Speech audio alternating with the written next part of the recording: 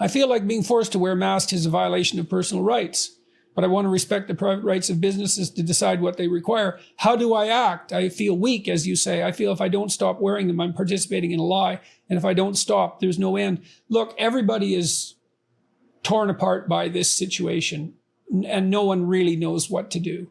And that includes me. I think by and large, the entire human race has done a remarkable job of dealing with this pandemic. Our cities are not burning down. Our economies are not in tatters. We're not completely out of our minds. And really, that's quite an accomplishment. Now, are our cities partly in tatters? And are we partly insane? Yes, definitely. And do we know that all of what we did was good? Well, it most certainly wasn't. But we stumbled by not too badly. And, with any luck, this is going to come to an end. So I guess my advice, and this is the advice I follow myself, is I think it's time to suspend judgment for 6 months. Sometimes you don't know what to do.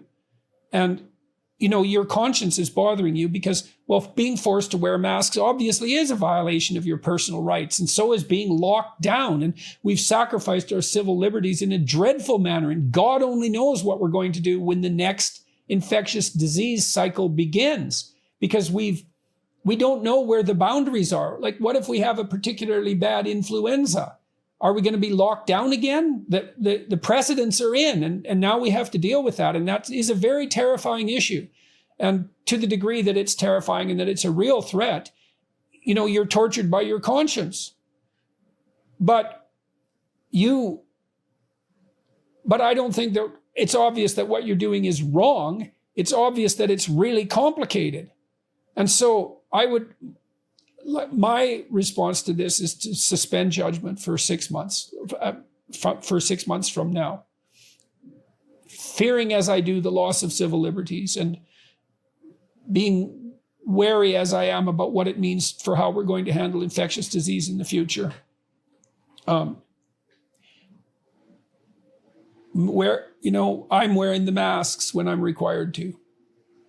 So that's the best I can do with that. I have no particular insight with regards to this pandemic.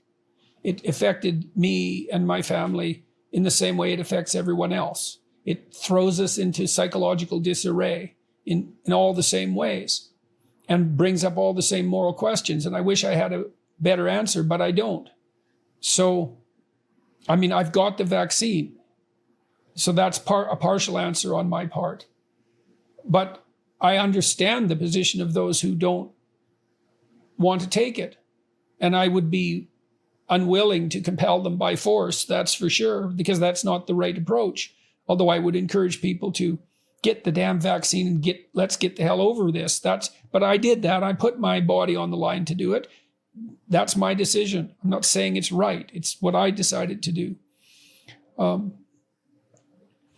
So give yourself a break. Of course, you have moral qualms, and you should, and so should all of us. But, I guess I would close that by saying, but let's not forget we did a pretty damn good job of dealing with this so far. It looks like a mess on the ground, but it could have been a hell of a lot worse, and I'm really amazed that it wasn't.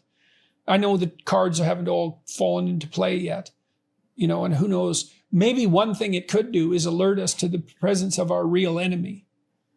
Because we have lots of proximal enemies and they tend to be other people, but we have a real enemy, and that tends to be infectious disease. And AIDS didn't quite teach us that, and the pandemic probably wouldn't either, but it would be a good thing to learn.